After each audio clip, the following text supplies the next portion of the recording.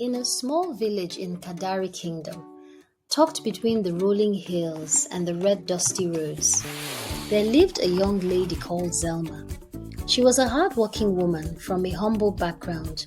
Every morning, before the sun stretched its golden fingers across the sky, Zelma was already up, fetching water, tending to her aging grandmother, and weaving baskets to sell at the local market. She had dreams, big ones, but life had taught her to take each day as it came. She thought of marriage, like most young women of her age, but for now, that seemed like a far dream. Survival came first on her list: food, clothing, and medicine for her mama. Young men had shown interest in her beauty, but most looked down on her for her simplicity. One rainy season, the local health clinic began renovations. Zelma offered to help clean and organize supplies, hoping to earn a little extra income. That's where she met Kunle, a quiet youth copper who came from the city of Lagos to do his primary assignments in the village clinic. He was a qualified doctor, but he volunteered with any help the clinic needed him to do in order to get the clinic ready for proper use. He wore his uniform and carried a toolbox heavier than most village children. At first, they barely spoke. He watched her, not in the way that others had, but with quiet admiration for her discipline. She noticed him too, especially when he stayed late to fix a broken ceiling fan or when he helped carry her heavy water container without being asked. Zelma and Kunle slowly warmed up to each other, and soon they were like old friends. Kunle told her about the adventures of the big city, and Zelma wondered about it in excitement. After a while, the most important time of Zelma's day became her lunch time with Kunle. The renovations finished quickly, and Kunle began his primary service as a doctor. He was very compassionate and dedicated. He paid particular attention to the concerns of his patients and treated them with kindness, even though the clinic was scarcely equipped with medicine and manpower. He made use of what he had to treat his patients as best as he could.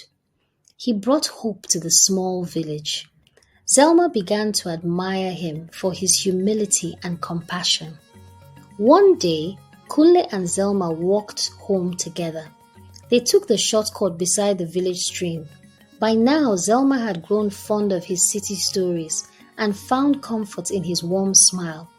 Today, Kunle looked different. He was a bit quiet and seemed to be lost in thoughts. "Are you okay, Kunle?" she asked as she held his hands. Yes, I am," he said, but he looked away almost like he was trying to conceal his feelings from her. Suddenly, he took her hands and looked into her eyes and said to her, "Zelma, I have to return to Lagos next week. Something has come up back home and my parents insist I return urgently. I have only known you for 3 months, but I can't explain why the thought of being separated from you hurts me so deeply. I have grown very fond of you in this time, but the thought of going away has made me realize that my feelings for you are much stronger than fondness. Zelma, I am in love with you." She looked at him and she knew she felt the same way too, but decided not to say anything because she knew he would soon leave for the city and probably forget about her. She turned away quickly so he wouldn't see a tear drop from her eye. He held her hands firmly as he said to her, "Will you wait for me?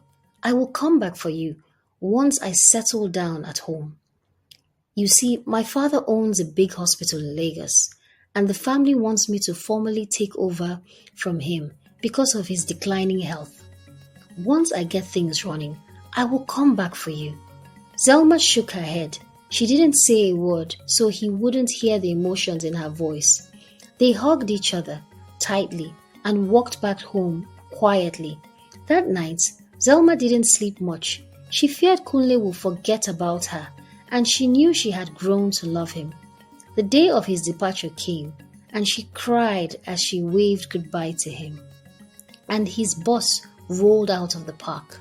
He looked at her through the window and mimed the words, "I'll come back for you."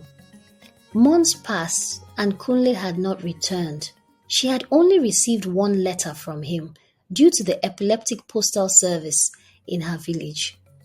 They had barely spoken on the phone because the phone network was pretty bad too. Zelma started to worry that Kunle had forgotten about her.